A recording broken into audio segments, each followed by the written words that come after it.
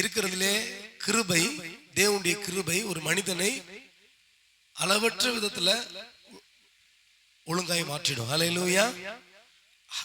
Highly பர்ஃபெக்ஷனா மாத்திடும். அப்போஸ்தலன் பவுல் சொல்றார், நான் சபையை துன்பப்படுத்தினேன். அவர் சொல்றார், எப்படி?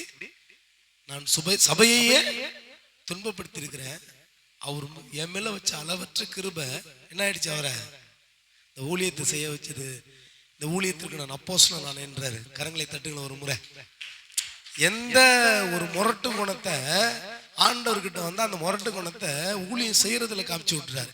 இப்ப எத்தனை முறை கல்லடிப்பட்டாலும், எத்தனை முறை ஜனங்கள் அவர் எதிர்த்தாலும், அவர் சொல்றார், சொந்த ஜனங்களால் உபத்திரப்பட்டதும், சுய ஜனங்களால் பட்ட துரோகத்திற்கும், நாசமோசமோ எதுவும் தேவனுடைய அன்பை விட்டு பிரிக்க முடியாது அப்படின்ற லெவல்ல அவர் ஊழியம் செய்யறாரு. கைத்துட்டுங்க ஆண்டவருக்கு ஒரு முறை.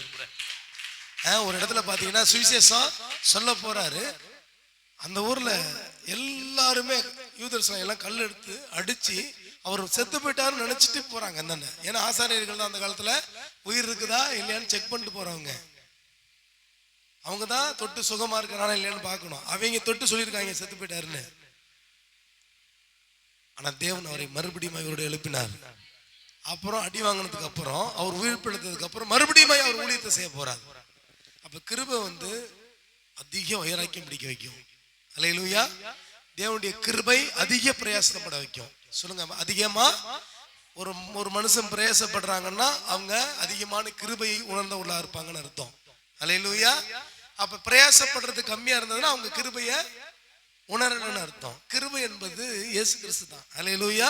கிருபை என்பது வேற ஒண்ணும் இல்ல, தேவன் எனக்காய் எல்லாவற்றையும் செய்து முடித்திருக்கிறார் என்பதே கிருபை. அல்லேலூயா.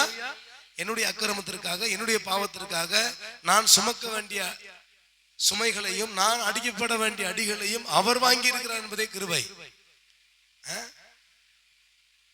இருதயத்தில் விசுவாசிச்சு வாயில அறிக்கை செஞ்சா நீ நீதிமானாக்கப்பட்டியா, நீ ரட்சிக்கப்பட்டியா, நீ விடுதலையாக்கப்பட்டியா. இது பேர் தான் கிருபை. கைத்தட்டுங்க ஆண்டவருக்கு. நீங்க சுகமாக்கப்பட்டிருக்கீங்க. கிருபையின் செய்தி, நீங்கள் சுகமாக்கப்பட்டிருக்கிறீர்கள். இல்ல பிரதர், உடம்புல இன்னும் வியாதி இருக்கு அப்படின்னா நீங்க கிருபையை, அவர் எனக்காக அக்கிரமத்தை சுமந்திருக்கிறார், அவர் என்னுடைய பாவத்திற்காக அடிக்கப்பட்டிருக்கிறார் என்ற செய்தியை ஆணித்தனமா இருதயத்தில் நீங்க வச்சுக்கிட்டே இருந்தீங்கன்னா அவருடைய தழும்புகளால் நீங்கள் சுகமானீர்கள். சொல்லுங்க, அவருடைய